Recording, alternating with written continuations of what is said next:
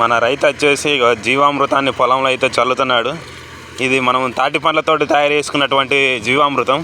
దీంట్లో మనం బెల్లం కలపకుండా ఓన్లీ తాటి పండు మిశ్రమాన్ని కలిపి ఈ రైతు వచ్చేసి జీవామృతాన్ని అయితే చల్లుతున్నాడు. ఫ్రెండ్స్, మీరు ఇక్కడ చూసుకోవచ్చు, మనకు పొలంలో బొరియలు చాలా ఉన్నాయి.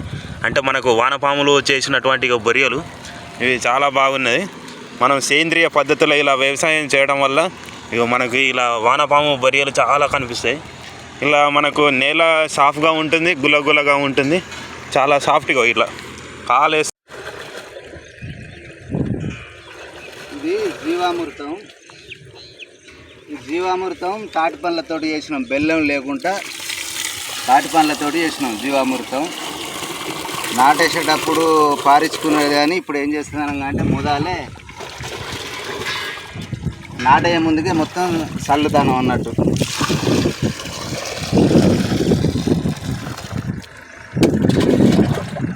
తాటి పండ్లతో చేసిన జీవామృతం అంటే అందరికి తెలుసు, కానీ కాకుండా బెల్లం కాకుండా మనం తాటి పండ్లతో చేసినాం. ఈ కలర్ వచ్చి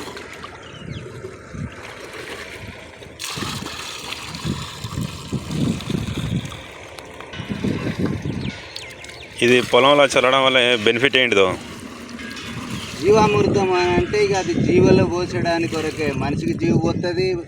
ఈ మన నాటేసిన కర్రకు మళ్ళీ బియ్యములకు అన్నిటికీ జీవిచ్చే బాపతి జీవామృతం అని చల్లడానికి కొరకు. మళ్ళీ ఒకటి మనం ఇప్పుడు మళ్ళీ తయారు చేసుకునడానికి, మళ్ళీ తయారు చేసేటప్పుడు మళ్ళీ ఒక వీడియో తీస్తాం. ఇప్పుడైతే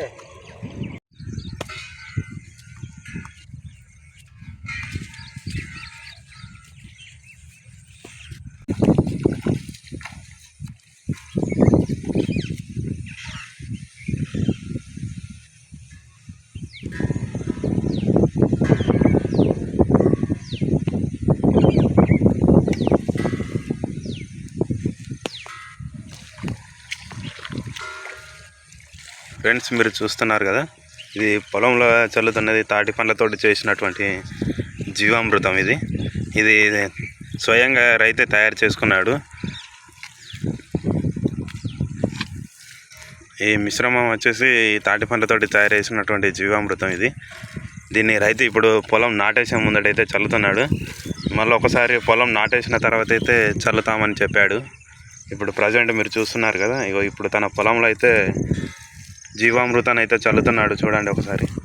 ఇలా చల్లడం వల్ల సేంద్రియ కర్పణం పెరుగుతుంది, భూమిలో సేంద్రియం పెరుగుతుంది, జీవులు కూడా పెరుగుతాయి. అలాగే మనకు కింద ఉన్నటువంటి వానపాములు కూడా మనకు అధిక సంఖ్యలో ఉత్పత్తి అవుతాయి. ఇలా చేయడం వల్ల మనకు పొలం కూడా చాలా బాగా అయితే వస్తుంది.